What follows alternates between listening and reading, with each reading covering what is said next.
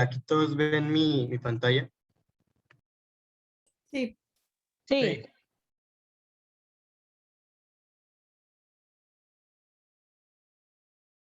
Bueno, buenos días, tardes ya, compañeros.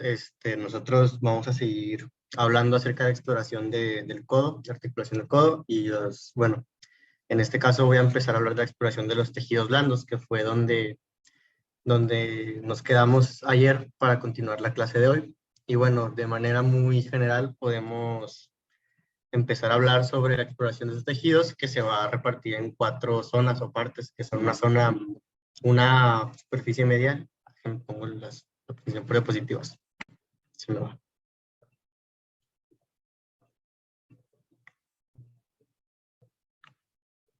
Ahí está. Bueno, son 4 partes: una superficie medial, una posterior, una superficie lateral y una superficie pues anterior. Estas superficies van a estar compuestas por diversos elementos que van a constituir cada una de ellas de manera pues un poco general. Voy a hablarles sobre estas y cómo se exploran. Algunos no se exploran o no son palpables, tan simple, pero otros sí. Y bueno, comenzamos con la superficie medial. Esta superficie está compuesta por diversas estructuras, entre ellas está el nervio cubital, que va a estar situado en el surco que se encuentra entre la epitróclea y el olecranon.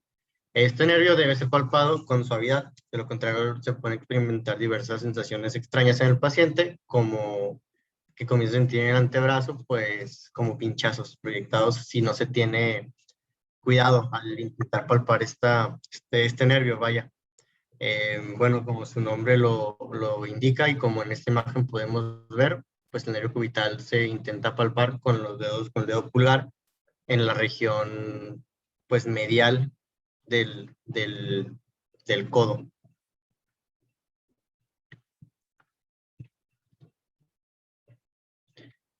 Bueno, hay una serie de estructuras que se conforman un grupo muscular de pronador y flexor de la muñeca. Esta está compuesto, pues, como el nombre lo dice, por músculos pronadores y flexores, como son el pronador redondo, el palmar mayor, cubital anterior y el palmar menor. Bueno, los flexores de la muñeca deben ser palpados como unidad para después tratar de palparse de manera individual cada uno.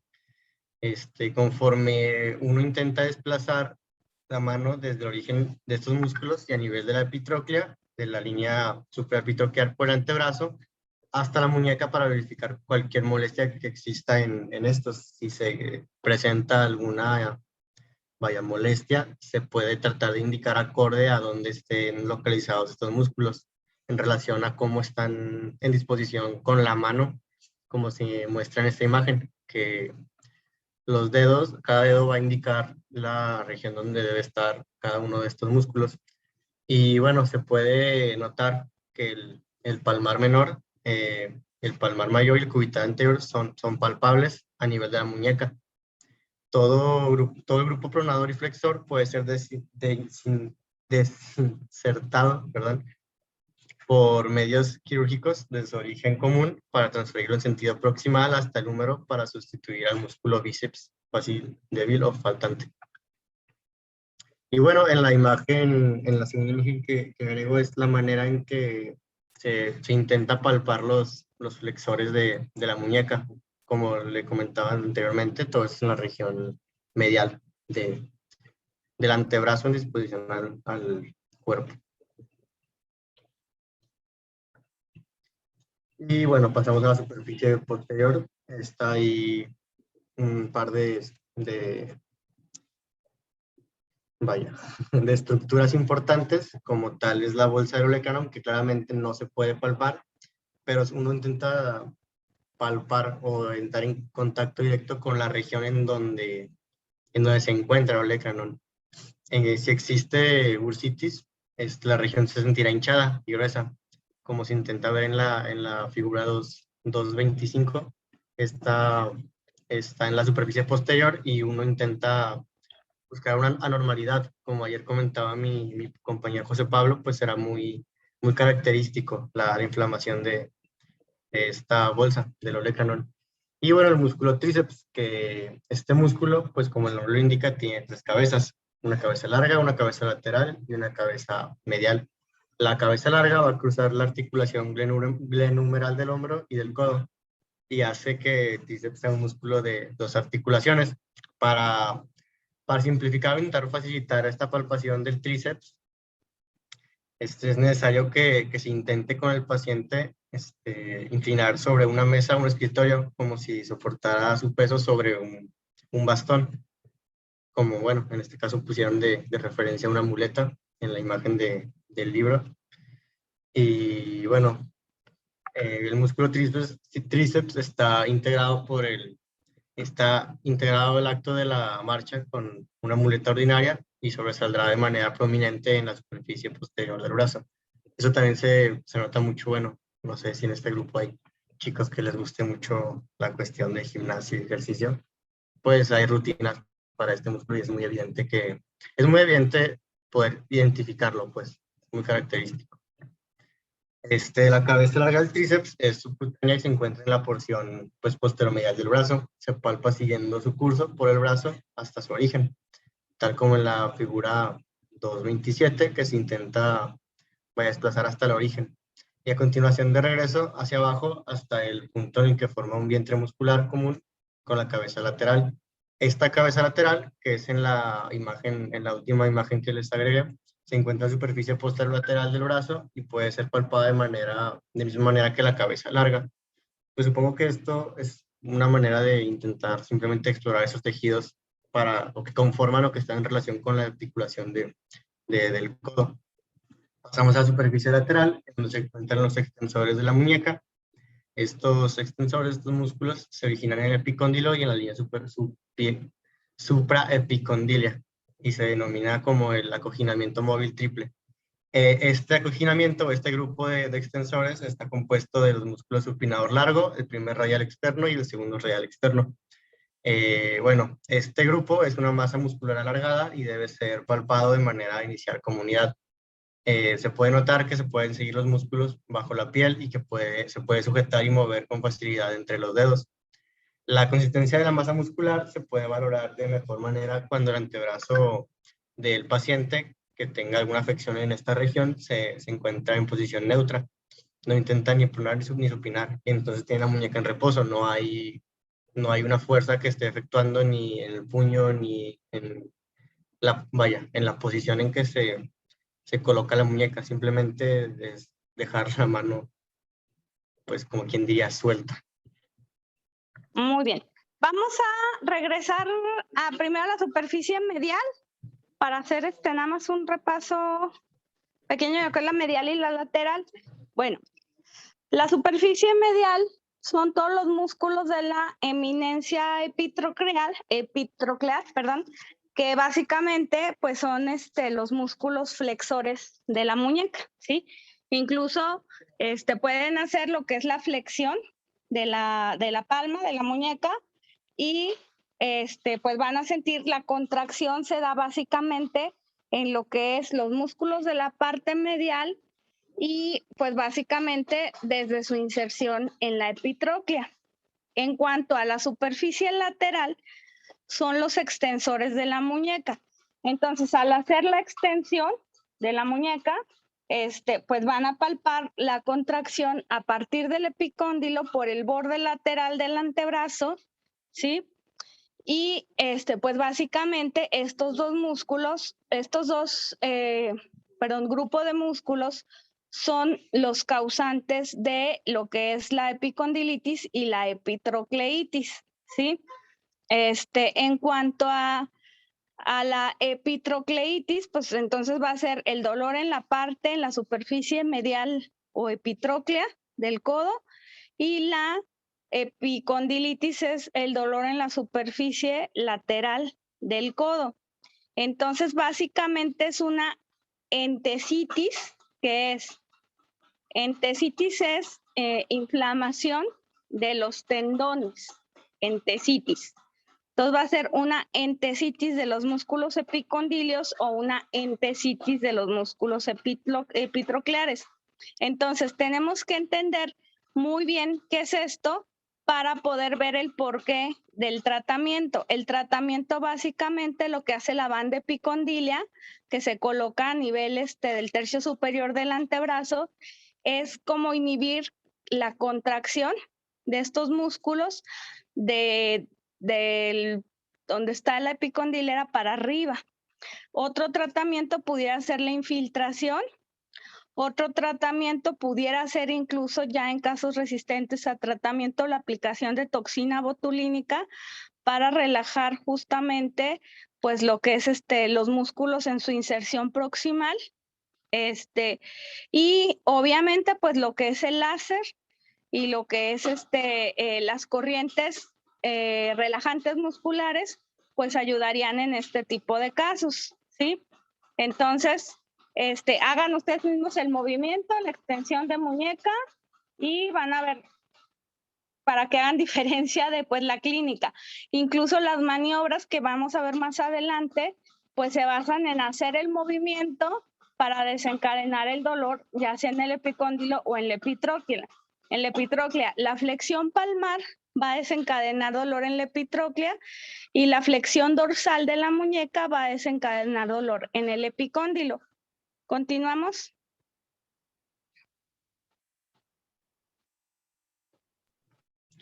Muy bien.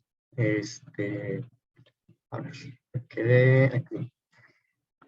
Bueno, les comentaba acerca de este grupo de la superficie lateral, que bueno, la consistencia se puede valorar mediante la manera en que el antebrazo del enfermo se encuentra en posición neutra.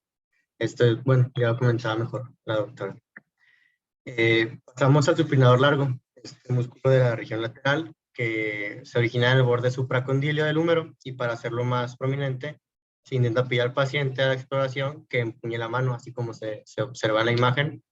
Se coloca la muñeca en posición neutra bajo el borde de una mesa y se intenta después levantar el antebrazo contra el peso de la misma mesa.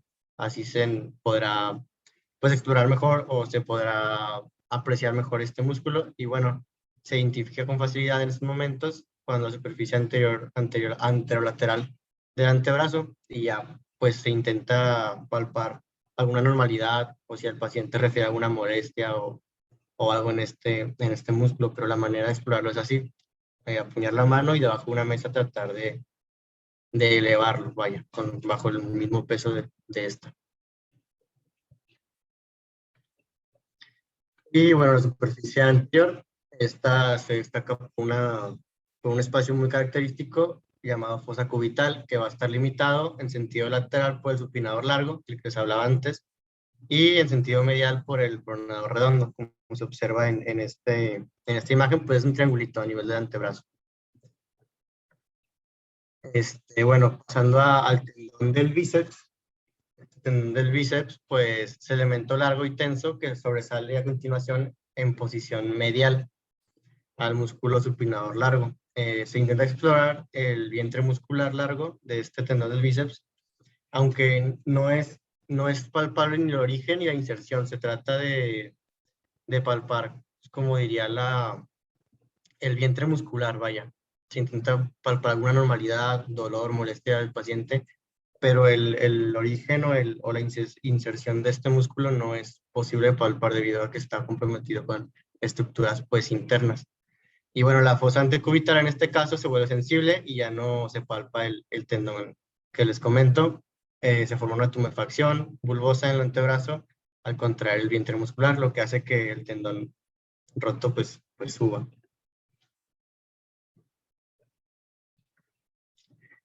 Y bueno, hay una serie de estructuras importantes como son la arteria humeral.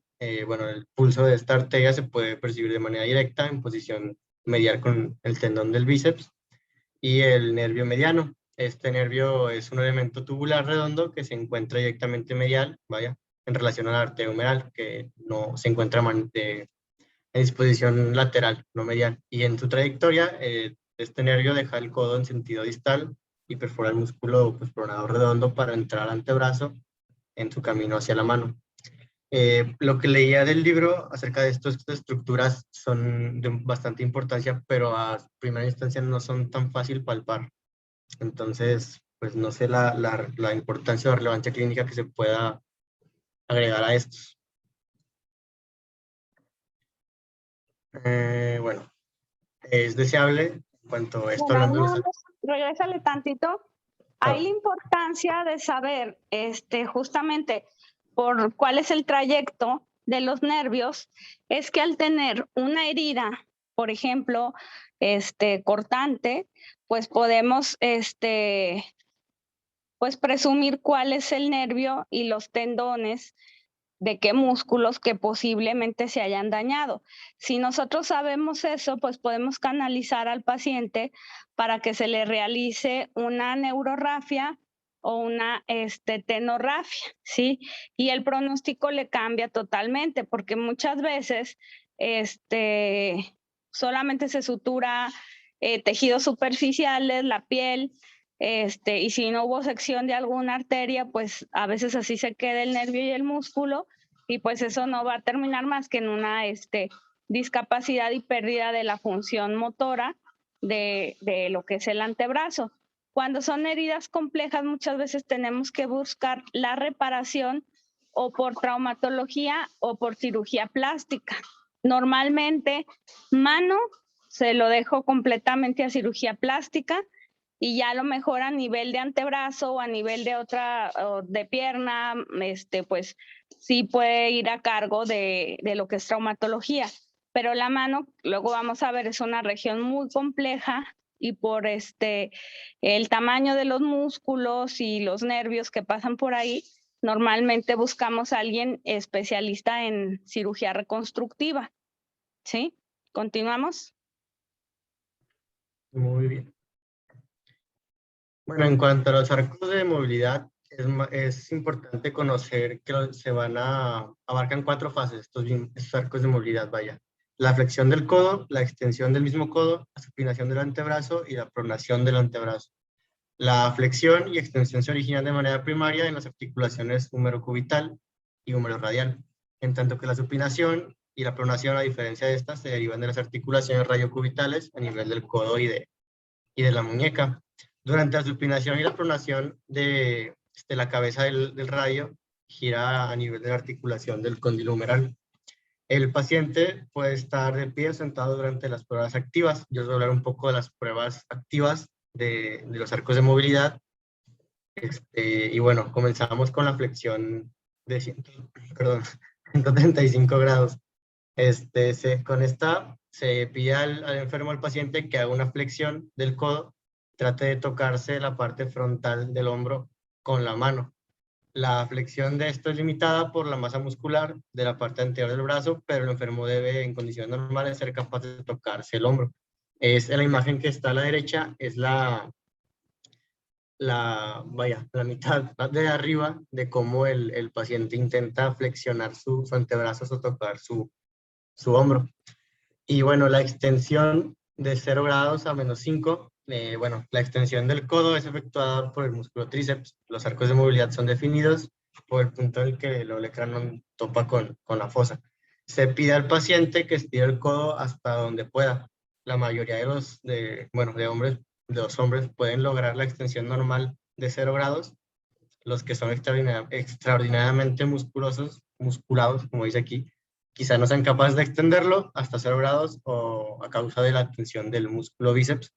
Y las mujeres son capaces en condiciones normales, de extender el brazo a un mínimo de 0 grados y muchas incluso de hiperextender hasta 5 grados más allá de la posición recta. Estas pruebas de flexión y extensión pueden ser efectuadas en movimiento continuo y deben investigar ambos codos a la vez. Pues nada, como está la imagen, se intenta tocar la parte anterior del hombro con las palmas de las manos y extender hasta 0 grados en relación a la extensión de estos grados, para poder evaluar la capacidad del codo. Bueno, lo que respecta a la supinación 90 grados, bueno, pues los límites de la supinación van a ser definidos por el grado en que el radio pueda hacer la rotación del cúbito. La patología relacionada con el codo o con la articulación radiocubital de la muñeca puede afectar y limitar la rotación. Dicha rotación, para someter, a prueba la supinación activa, se pide al paciente que ponga el codo en flexión de 90 grados y a continuación que lo sostenga en flexión a nivel de la cintura. Esta colocación le impedirá que sustituya la supinación del antebrazo con aducción y flexión del hombro. Después de esto se hace que ponga enfrente a él la mano empuñada con la palma hacia abajo y que haga girar el puño hasta que la palma pues mira hacia arriba, vaya, colocarla hacia arriba. En los límites normales de la supinación, la palma puede girar hasta que mire directamente hacia arriba. Otro método para someter a prueba la supinación es hacer que el enfermo sostenga un lápiz en cada mano, como se observa en la imagen inferior, y que a continuación mueva de manera simultánea ambos antebrazos hasta lograr la supinación. Cuando este movimiento es normal, los lápices quedan paralelos al suelo. Cualquier alteración de la simetría de esas posiciones indica restricción de la supinación del antebrazo. Se intenta girar, vaya, la muñeca sobre su propio eje para ver si está íntegra la articulación del codo. Y bueno, la idea de sujetar un lápiz es para poder hacerlo más evidente o indicar si el lápiz no llega como debería, como en manera paralela al piso, vaya, es porque no está llevándose una supinación correcta. Y bueno, la pronación, otra prueba, una prueba de pronación a 90 grados, que así como ocurre en la supinación, pues los límites de pronación normales dependen del grado al que el rayo puede girar alrededor del cúbito. La pronación es limitada por alteraciones patológicas de los codos, articulaciones radiocubitales de las muñecas o incluso de los antebrazos. En la investigación activa de la pronación, el enfermo conserva la misma posición que en el caso de la supinación, con los codos en flexión a nivel de la cintura y el puño sosteniendo el lápiz. Igual que la anterior prueba, se pide al paciente que haga girar el puño desde la posición de supinación total hasta que la palma mire totalmente hacia abajo, a diferencia de la supinación. En el caso de la pronación normal, la palma mirará al suelo y los lápices, al haber efectuado un giro de 180 grados, desde la posición de supinación, serán otra vez paralelos al suelo. Cualquier asimetría, cualquier, vaya, diferencia en las posiciones, pues indicará que no se está llevando una pronación normal en este caso. Tanto la prueba anterior de supinación como la de pronación deben efectuarse en la misma prueba, porque al final el movimiento es similar y es para evaluar el mismo movimiento vaya, estar en relación con la muñeca, con la mano, esta prueba para poder efectuar o para poder delimitar la correcta función de la articulación del codo.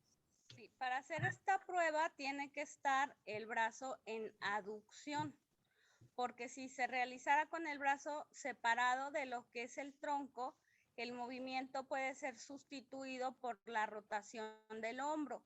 Entonces, simular que hay una pronación y una supinación completa, pero que el movimiento esté dado más que nada por el hombro. Entonces, para bloquear el movimiento del hombro, pegamos lo que es el brazo al cuerpo y entonces, teniendo en cuenta que un semicírculo son 180 grados, la posición neutra pues es a 90 grados y tiene que haber con la mano hacia arriba 90 grados y con la mano hacia abajo 90 grados, ¿sí?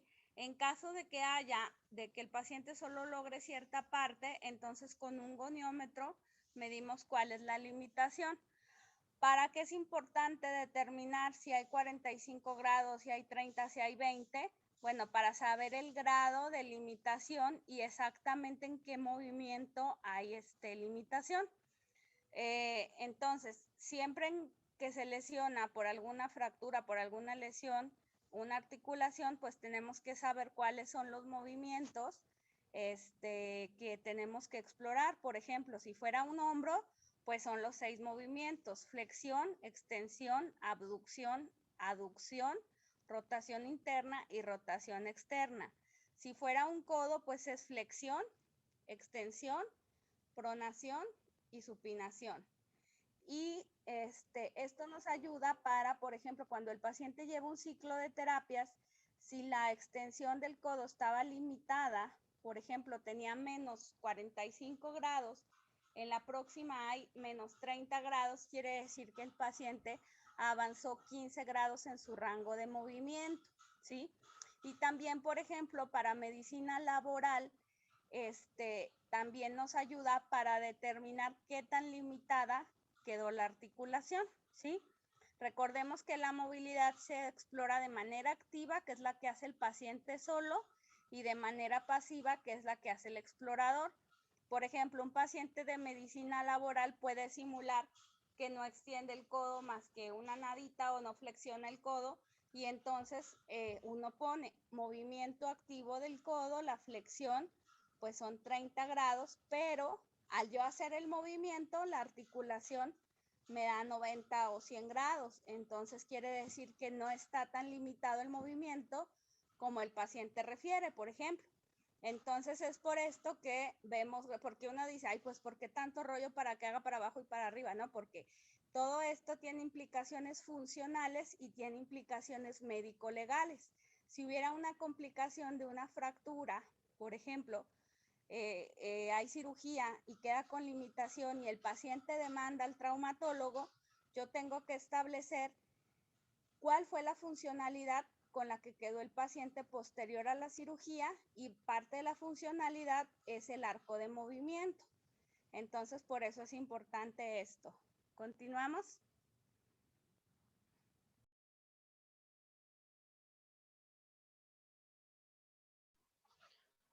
A continuación vamos a ver las pruebas pasivas de los arcos de movilidad. La que sigue, por favor. Estas pruebas son necesarias cuando el enfermo no es capaz de efectuar las pruebas activas, como es más sencillas y eficaz, y se han repartido en dos fases. Como primera fase tenemos la flexión y extensión, y la supinación y pronación como en segunda fase. La que sigue, por favor. En flexión y extensión se le pide al enfermo que apriete el codo hacia la cintura y estabilice el brazo estabilice su brazo en posición poniendo el olecranón del mismo en la mano del médico.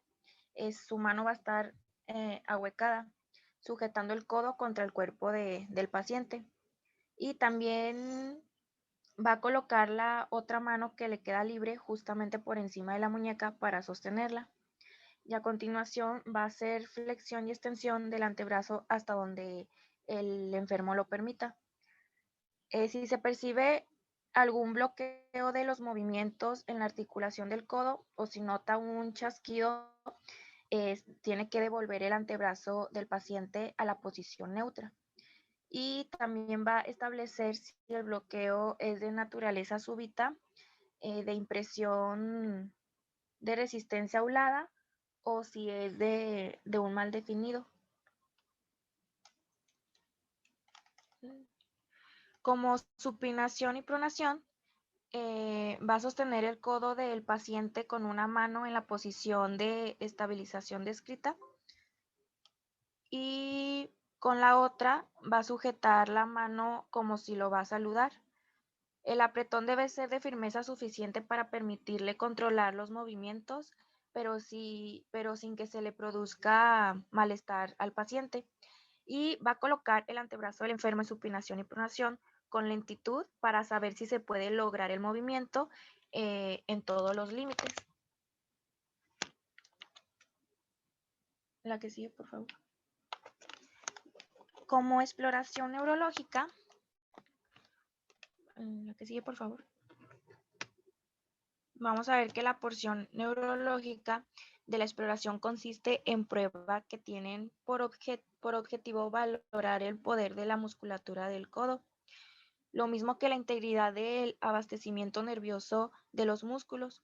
Y para esto la exploración es efectuada en tres partes, como es la prueba muscular, de reflejos y de sensibilidad. La que sigue, por favor.